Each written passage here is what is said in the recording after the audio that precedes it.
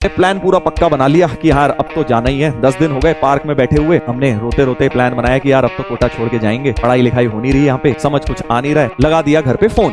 ठीक है भाई, हाँ उस समय तो मोबाइल फोन होते नहीं थे, पीसीओ पे जाना पड़ता था, 2 रुपए का सिक्का डाला और घर पे फोन लगाया और घर पे फोन लगा के भाई बोल दिया कि भाई ऐसा है। रोते रोते बिल्कुल फुल आंसुओं में, समझ रहे हो ना, सेंटी मारते हुए मम्मी को फोन किया कि भाई हमें यहाँ से ले जाओ, अगर चाहते हो कि भाई हम खुश रहें। डायलॉग भी पहले से सोचे हुए थे सारे, पार्क में बैठ के पूरी प्लानिंग हो गई थी क्या डायलॉग मारेंगे।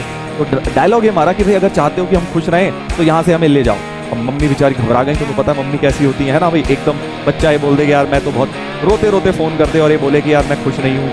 तो मम्मी ने बोला कोई बात नहीं, कल मैं तुम्हारे भैया को भेज देती हूँ, भैया बड़े भैया हैं वो आके तुम्हें ले जाएंगे। अगर ये आपका एक लेवल है 10th का लेवल, ठीक है, 10th की लेवल की पढ़ाई ये है, तो 11th स्कूल लेवल ही यहाँ पर है।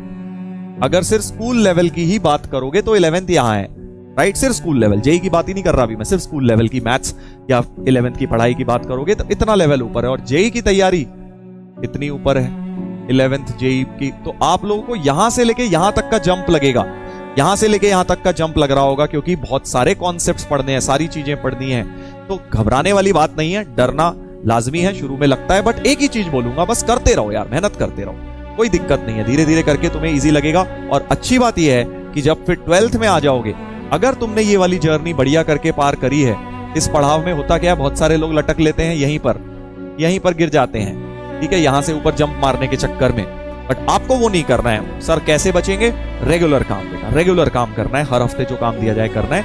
उसके बाद 12th की जो जेई है वो तुम्हारी यहाँ पे अपने आप तुम्हें लगने लगेगी, ठीक है। 11th की जेई से नीचे लेवल लगेगा 12th की जेई का, 11th थोड़ी सी टफ ज्यादा होती है, ठीक है। तो इस बात को ध्यान रखिएगा। इनफैक्ट मेरे साथ भी यही हुआ था, अगर मैं आपको अपने बारे में बताऊं, कि जब मैं 10th के बाद 11th में कोटा गया, तुम्हें मैंने बताया था कि मैंने जेई की अपनी तैयारी कोटा से करी थी, बहुत जोश में था 10th के बाद, बस ऐसा लग रहा था कि बस भेज ही दो कोटा, जाके पता नहीं क्या ही झंडे गाड़ दूंगा मैं और जल्दी से भेज दो बस कोटा, ये वाला हाल था। पेरेंट्स के पीछे पड़े हुए थे, कब आएगा वो दिन जिस दिन शुरू होगी। और बेटा जिस दिन क्लासेस शुरू हुई उसके एक हफ्ते में सारा का सारा जोश ठंडा हो गया। एक हफ्ते के अंदर मतलब ये हालत हो गई कि भैया ऐसे लगने लग गया कि यार क्या हमने क्या कर लिया, ये क्या कौन सा डिसीजन ले लिया, कोई बहुत गलत तो डिसीजन नहीं ले लिया हमने आईआईटी की तैयारी करने का, इतनी पढ़ाई कैसे करूंगा, इतना काम कैसे करूंगा। तो पहले हफ्ते में ही मैंने ऑलमोस्ट ड्रॉप मार दिया था कि यार छोड़ो, कौन आईआईटी वाईआईटी करेगा। हाँ चलो थोड़ा सा बता देता हूं। तो हुआ क्या था बेसिकली, जब मैं 10th में से 11th में गया तो हुआ क्या, पहले वीक में क्या होता है, क्योंकि लेवल थोड़ा ज्यादा होता है, टीचर्स नए होते हैं, तो ना समझ सा नहीं आया हमें बहुत। मैं उस समय ऑब्वियसली जो मोस्ट रिनाउंड कोचिंग इंस्टीट्यूट था वहां पे वहीं गया था मैं, और मुझे समझ सा नहीं आ रहा था बहुत ज्यादा, उनके पढ़ाने का स्टाइल डिफरेंट, भाई 10th तक का स्टाइल डिफरेंट होता है ना भाई, आपको एक एक चीज मुंह में बेटा स्पून फीडिंग करी जाती है, लो बेटा ये भी पढ़ लो बेटा ये भी फॉर्मूला ले लो, अब एक ही फॉर्मूले पे 50 सवाल कर लो। 10th तक पढ़ने का तरीका डिफरेंट होता है। 11th में मैं वहां गया, हमें लगा भाई वही 10th वाली स्टाइल चलेगी, वहां पे बेटा उन्होंने पढ़ाया गजब हाई स्पीड से। अब मैंने कहा यार इसको समझ ही नहीं आ रहा। अब 10 दिन हफ्ता निकला, 10 दिन निकले, उसके बाद ऐसा लगने लगा यार ये टीचर ही बेकार है, निकम्मे टीचर है, इनको तो पढ़ाना ही नहीं आता, ये कहाँ आईआईटी वाईआईटी कराएंगे, ऐसी जबरदस्ती नाम कर रखा है कोटा का, इतना इन लोगों को हम समझ ही नहीं पा रहे, हम लोग तो ये कैसे पढ़ा रहे हैं, पता नहीं क्या पढ़ाते हैं। तो धीरे धीरे दिमाग में नेगेटिविटी भरती गई। मेरे साथ मेरा फ्रेंड था, वो भी दिन रात मेरे को कम थी, उसको ज्यादा थी, 2 लोग हम गए थे, तो उसको ज्यादा दिमाग में हमेशा वो बोलता रहता था, अरे कहाँ यार यहाँ पे बेकार है, सब बेकार है, चलो वापस चलते हैं। वो बार बार मुझे बोलता रहता था कि यार वापस घर चलते हैं अपने, वहीं पे पढ़ाई कर लेंगे।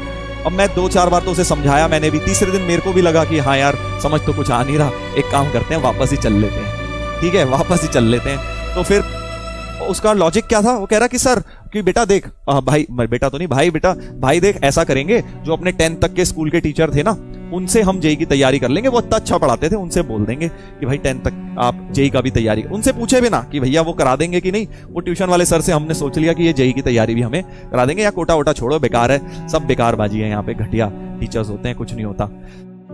एनीवेज तो फिर हमने प्लान पूरा पक्का बना लिया कि यार अब तो जाना ही है। 10 दिन हो गए पार्क में बैठे हुए, हमने रोते रोते प्लान बनाया कि यार अब तो कोटा छोड़ के जाएंगे, पढ़ाई लिखाई हो नहीं रही यहाँ पे, समझ कुछ आ नहीं रहा है। लगा दिया घर पे फोन, ठीक है भाई, हाँ उस समय तो मोबाइल फोन होते नहीं थे, पीसीओ पे जाना पड़ता था, 2 रुपए का सिक्का डाला और घर पे फोन लगाया, और घर पे फोन लगा के भाई बोल दिया कि भाई ऐसा है। रोते रोते बिल्कुल फुल आंसुओं में, समझ रहे हो ना, सेंटी मारते हुए मम्मी को फोन किया।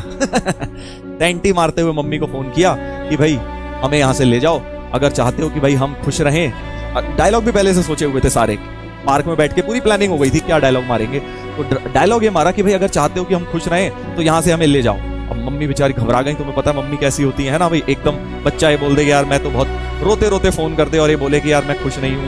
तो मम्मी ने बोला कोई बात नहीं, कल मैं तुम्हारे भैया को भेज देती हूँ, भैया बड़े भैया हैं वो आके तुम्हें ले जाएंगे। ठीक है, तो हुआ क्या, हम बड़े खुश। मैंने कहा यार ये तो बड़ा आसान था यार, वेरी नाइस। ठीक है, अब तो घर कल भैया आ जाएंगे, ट्रेन से टिकट करा के हमें ले जाएंगे वापस। तो भाई हम लोग बिल्कुल रेडी, सूटकेस पैक करके बिल्कुल रेडी बैठे हुए सूटकेस पैक करके बिल्कुल रेडी, और ये सोच रहे कि बस अब तो भैया आएंगे। और उसके पापा, मेरे फ्रेंड के पापा आने वाले थे, मेरे भैया, हम दोनों लोग बिल्कुल कपड़े वपड़े पैक करके बैठे हुए हैं कि अब जैसे वो आएंगे बस तुरंत 1 घंटे बाद ही ट्रेन पकड़ के निकल जाएंगे। ठीक है, फिर हुआ क्या, कुछ नहीं हुआ। तो भाई अब हमारे पेरेंट्स आए, मतलब भैया आए, उसके पापा आए, उन्होंने हमसे पूछा कि भाई ठीक है तुम, उस समय देखो पहले के टाइम पे इतना प्रेशर नहीं होता था, ना किसी ने हमें बोला था कोटा जाने को, और ना कोई बहुत ज्यादा क्वेश्चन करे कि भैया जाना चाह रहे हो आप, जाना पढ़ने जाना चाहते हो चले जाओ, छोड़ के आना चाहते हो आ जाओ। ऐसा कोई खास क्वेश्चन बाजी होती नहीं थी, आजकल की तरह नहीं होता कि ऐसे कैसे छोड़ देगा, लगाऊं बेटा तेरे को एक। तो हुआ क्या कि उन्होंने हमसे पूछा कि भाई ठीक है छोड़ना चाहते हो, हमने कहा हाँ छोड़ना चाहते हैं बिल्कुल। कह रहे तुमने 100% दे दिया अपना, ट्राई कर लिया ना, हमने कहा हाँ कर लिया ट्राई। उसके बाद क्या है, फिर उन्होंने कहा ठीक है चलो भाई कल की ट्रेन है, कल ट्रेन करा लेते हैं, कल की ट्रेन की टिकट और कल चलते हैं वापस। ठीक है भाई, उसके बाद हमने कहा कि वेरी नाइस, मजा ही आ गया है, तो कल वापस जाएंगे। ठीक है, तो फिर हुआ क्या, रात में फिर हम लोग सोने लगे। तो फिर तुमने देखा है कि मतलब मैं जनरली ना झूठ नहीं बोल पाता, मेरा ये हैबिट है, तो मेरे को उस समय मैंने झूठ तो बोल दिया, क्योंकि मुझे एक बात पता थी कि यार मैंने अपना 100% नहीं दिया है। मैंने तो टीचर पे ब्लेम डाला था कि यार ये टीचर ही बेकार है, या कोटा का सिस्टम ही घटिया है, इनको पढ़ाना नहीं आता। मैंने अपना थोड़ी ना बेस्ट दिया था। तो रात में सोते वक्त मेरे दिमाग में आया कि यार मैंने बोल तो दिया कि मैंने अपना 100% दिया, बट मैंने दिया तो है नहीं। तो मैंने रात में सोचा कि यार ऐसा ना हो कि बाद में मैं रिग्रेट करूं, जब मैं बड़ा हो जाऊं फिर मैं रिग्रेट करूं कि यार कोटा भी गए थे और छोड़ छाड़ के आ गए। तो एक काम करता हूं कि अपना बेस्ट देता हूं, है ना। सोचा मैंने ये सब कि यार अपना बेस्ट तो दिया ही नहीं, अगर अपना बेस्ट देता हूं हफ्ते 10 दिन, फिर भी अगर नहीं समझ आएगा तो छोड़ दूंगा फिर, है ना। ये मैंने रात में सोचा। तो भाई ठीक है, सोते सोते होता है ना, सोचते हैं हम, लेट सोने से पहले जब लेटे होते हैं तो कुछ कुछ थॉट्स आती हैं।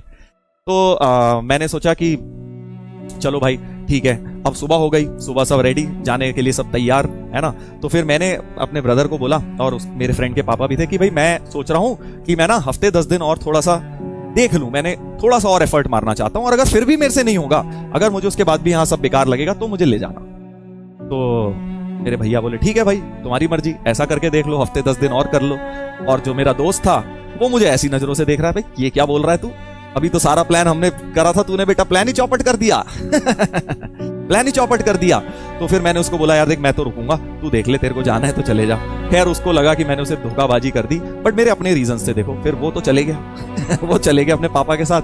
मैंने कहा यार मैं हफ्ते 10 दिन रुकूंगा और कोई बहाना नहीं मारूंगा, टीचर के ऊपर ब्लेम नहीं डालूंगा, ना ही कोचिंग के ऊपर ब्लेम डालूंगा। अगर कुछ समझ नहीं आ रहा तो अपनी तरफ से एफर्ट मारूंगा, डबल एफर्ट करूंगा, और अगर उसके बाद भी नहीं होगा तो बिंदास अपने गांव चलेंगे, कोई दिक्कत वाली बात नहीं। ठीक है। तो फिर क्या हुआ, हफ्ते 10 दिन मैंने फुल 100 मेरे को फिजिक्स समझ नहीं आ रही थी, फिजिक्स में वेक्टर चल रहा था, समझ ही नहीं आ रहा था वेक्टर होता क्या है, 3D वीडी में कुछ समझ सा नहीं आ रहा था, मैथ्स तो आ रही थी।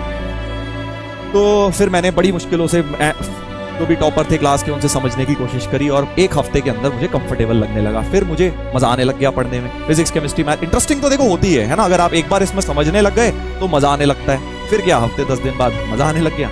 उसके बाद फिर करते गए तैयारी, इंजॉयमेंट करते गए, प्रोसेस को इंजॉय करते गए, एंड फाइनली डे में इलेक्शन हो गया। फेक, एक कह रहा है फेक। अब भाई तुझे क्या मैं अब वीडियो बना के दिखाऊं कि ये कहानी असली है? अब मैं तो देखो बेटा तुम्हें बता ही सकता हूं अपना एक्सपीरियंस, अब तुम्हारे को मानना है, तुम्हें अगर सही लगता है मान लो, झूठ लगता है तो मत मानो। सर दोस्त का क्या हुआ? दोस्त का भी बताऊंगा क्या हुआ। उसका भी IIT हो गया, बट बाद में हुआ, ड्रॉप लेने के बाद हुआ था, बट उसका हो गया था। हाँ, तो इस कहानी से क्या शिक्षा मिलती है? इस कहानी से देखो 2-3 बातें हैं जो तुम्हें सीखनी चाहिए। ठीक है भाई, हाँ, झूठ सच छोड़ो, सच है वैसे तो कहानी है, क्योंकि मैं इस बार जब मैं कोटा गया था अभी, तो मैं एक्चुअली, अभी तुमने देखा होगा विश्वास दिवस पे कोटा गए थे, है ना, तो मैं उसी पार्क में जाके बैठा इस बार जब मैं गया, जहां पे हमने बैठ के ये रो रहे थे हम उस समय कि भाई छोड़ के चले जाते हैं कोटा। फिर मैं वहां जाके बैठा और फिर मैंने सोचा वो 15 साल पहले का टाइम जब हम लोग रो रहे थे और सोच रहे थे कि यहां से छोड़ के चले जाएं, अगर मैं उस दिन चले गया होता तो आज मैं बिल्कुल ही डिफरेंट इंसान होता, राइट। तो मैं इस बार जब कोटा गया तो उस पार्क में गया और मेरे को बहुत ही नॉस्टैल्जिक फील हुआ कि यार कितना अच्छा डिसीजन लिया उस दिन मैंने कि भाई रोते रोते फोन तो किया बट गए नहीं यहां से। ठीक है, तो मॉरल ऑफ द स्टोरी क्या है? मॉरल ऑफ द स्टोरी ये है बेटा कि देखो, स्टार्टिंग ऑफ जेई जो होती है जर्नी, इसमें थोड़ी सी मुश्किलें सबको आती हैं, सबको बता रहा हूं मैं, सबको आती हैं, क्योंकि 10वीं से ये 11वीं का जो जंप है ना वो बहुत ऊंचा है। ठीक है, तो अब इसमें दो तरह के लोग होते हैं। एक वो होते हैं जैसा कि मैं पहले था, जो मैं जिसने रोते रोते फोन किया कि दूसरों पे ब्लेम डालना या फिर मेहनत करने से भागना, डरना, ये सारे फीचर्स थे उसके अंदर कि भाई डर लग रहा था, मुझे लग रहा था पता नहीं कैसे होगा, अकेले रहना घर से इतनी दूर और इतनी पढ़ाई करना।